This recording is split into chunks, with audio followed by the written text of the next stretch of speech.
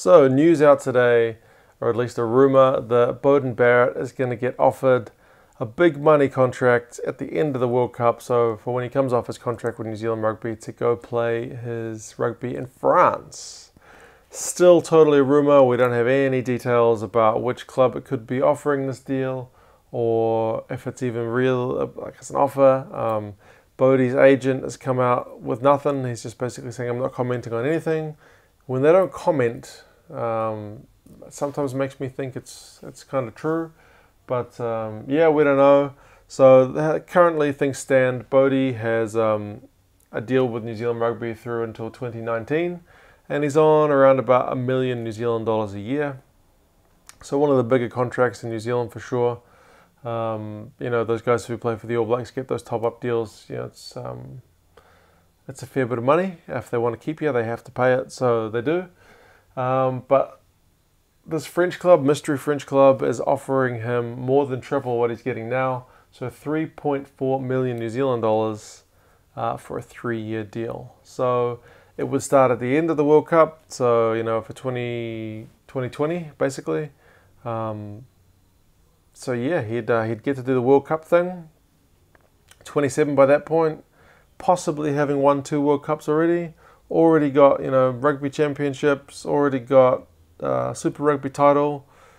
World Cup 1, maybe 2. Yeah, so what else is left for him? What's keeping Beauden in New Zealand Rugby? The black jersey. What else has he got left to do in it?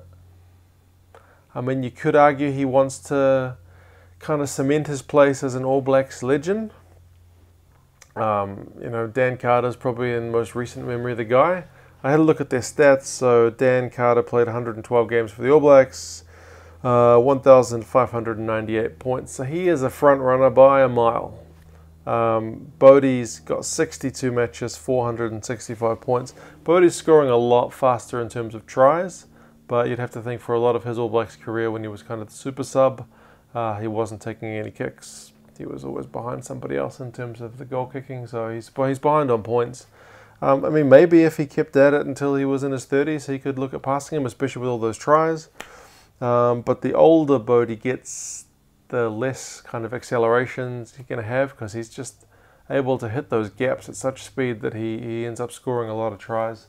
That's going to kind of slow down as he gets a bit older. He's going to have to rely more on his playmaking instead of just his pace. And the way the All Blacks are going, they're kind of picking guys towards the younger end, especially with the backs. So, I mean, look, Xavier's out of a job kind of thing. So, yeah, would you want to try and cement your place in the annals of All Blacks history, or would you want to take triple the money?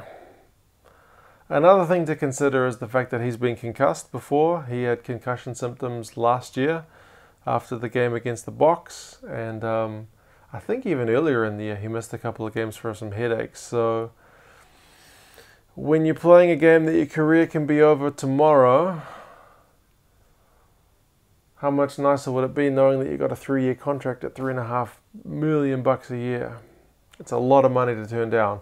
And like I say, he's pretty much already done it all. The only thing he hasn't really done is be the #1 guy at the World Cup for the All Blacks. So last time it was still Dan Carter. It was his fairy tale story with Richie McCaw. I know Bodie got that last try, which kind of put it out of reach for the Wallabies. And that's all the highlight reel stuff. But it was Dan's kind of drop goal that turned the momentum of the game, kind of got the All Blacks back on the right foot after the Wallabies had been coming back into it. And it was a lot about Richie. So, yeah, Bodie hasn't done it as the #1 guy. He'll get a chance to do that in 2019. If he does that and they win it, then he's done it all, I think. Yeah, so I don't know. It's definitely a hard one. More and more guys we see are taking the money. This would make him, you know, I think probably the highest paid rugby player in the world. So hard thing to turn down. 27, you're at the peak of your powers, so the All Blacks are pretty loath to lose somebody that age, especially, you know, when you're that talented. But like I said, 27, by the time he finishes that contract, he'll be 30. Pace is starting to slow down a bit. He'd pretty much have set himself up, you would imagine. So it is a hard one to know what he's going to do. Do you want the All Black status or do you want the money? Most people probably take the money. If he doesn't take the money this time, does he go through till 2023? When he'll be what, like 31? Do you reckon Beauden Barrett will still be the first choice All Blacks 10 at 31? I mean, I know Dan Carter was a special case, but Dan Carter was never a pace man, so it's really hard to say. So I don't know. What do you guys reckon? Is he going to take the money? I mean, this could all be a load of rubbish. There could not be a $3.4 million offer, but if it is there, what do you reckon? Does he take the money after the World Cup? Does he make his decision at the end of the World Cup? Yeah, what do you guys reckon? What would you do? Money is pretty tempting, isn't it? Anyway, let me know. Like I said, let me know. And yeah, I'll talk to you guys again soon.